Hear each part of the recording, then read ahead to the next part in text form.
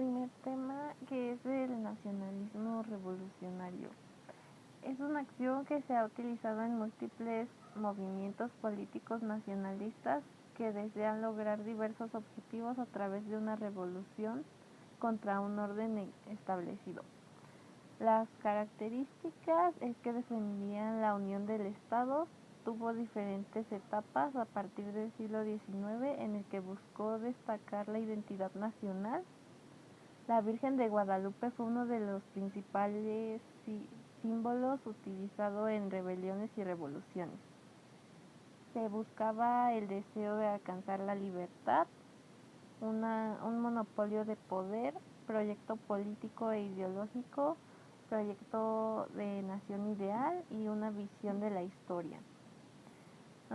Como consecuencia tenemos 5 ejemplos actuales, que sería el idioma español, la cultura mestiza, la religión católica y la revalidación de la cultura azteca. También la Virgen de Guadalupe y la fundación de Pemex. Para el siguiente tema voy a hablar del presidencialismo revolucionario. Como concepto tenemos que el presidencialismo se refiere al ejercicio del poder político que caracterizó al sistema político mexicano en la era del sistema de partido hegemónico. Esto último se refiere a que es un partido mayoritario que sigue incluso después de que se termina o debilita su hegemonía, o sea, su duración de gobierno. Y como ejemplo, pues voy a hablar de los presidentes como Álvaro Obregón. 3 características de su hegemonía fue que después de su mandato continuó ejerciendo influencia militar y política en México. También modificó la constitución de la no reelección para postularse de nuevo. Modificó el estado corporativo de manera que él quedara como superior. Ahora voy a hablar de Plutarco Elías Calles. Con el maximato controló a los presidentes entre 1928 y 1934. Aplicó fuerza para que la Iglesia tuviera que pagar una cuota al gobierno, y esto se estableció en el artículo 130 de la Constitución mexicana. Creó el PNR, creó el Partido Nacional Revolucionario para postular a nuevas personas como presidente y ejercer control sobre ellas. Después tenemos a Lázaro Cárdenas. Estuvo influenciado por Plutarco Elías y Álvaro Obregón. Defendió la necesidad de un Estado fuerte para satisfacer las demandas que motivó la lucha armada de la Revolución. Expulsó a Calles por intervenir en la dirección de la política nacional. Después tenemos ya presidentes más actuales como Enrique Peña Nieto. Él minimizó el caso de los 43 desaparecidos de Ayotzinapa y no resolvió el caso.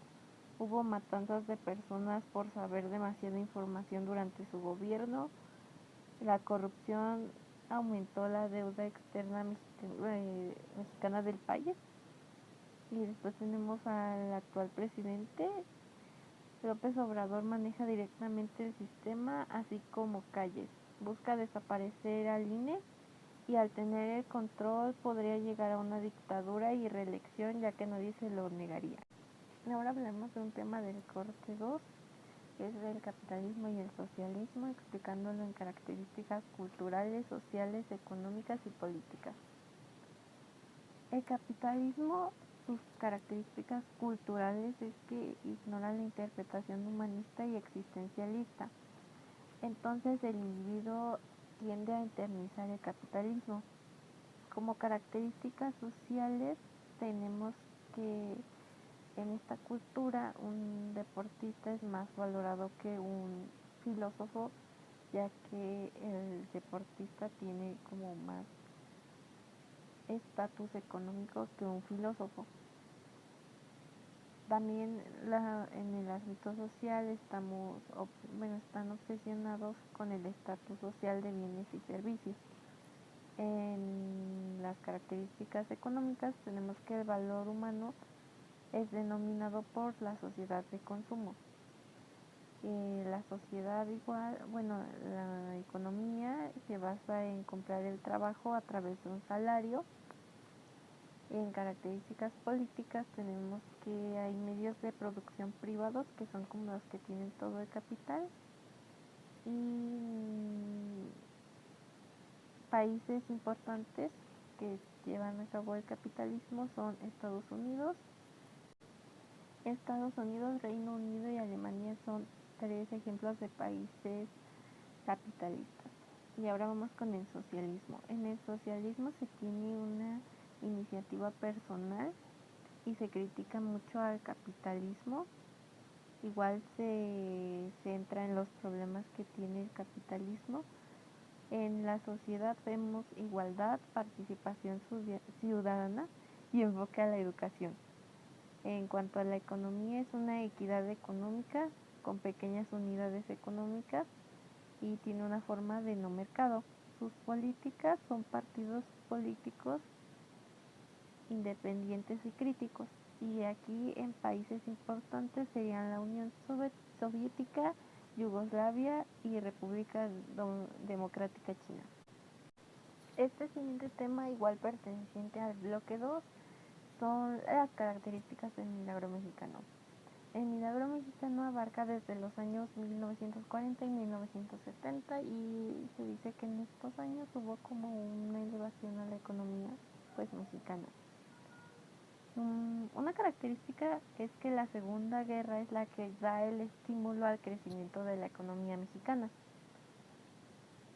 porque se dice que de 1940 a 1956 en México se dio un crecimiento hacia afuera basado en el dinamismo del sector primario, que se puede definir como un crecimiento sin desarrollo, pero que aún así contribuyó ya que el número de industrias del país aumentó.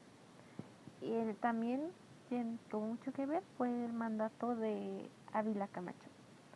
Durante su mandato se observó una notable estabilidad política y también de hecho el Producto Interno Bruto creció en un 7.3%. También la economía industrial tuvo una gran elevación. En la economía mexicana también el crecimiento industrial, como ya lo había dicho. Se aumentó la densidad de población en las zonas urbanas, que esto también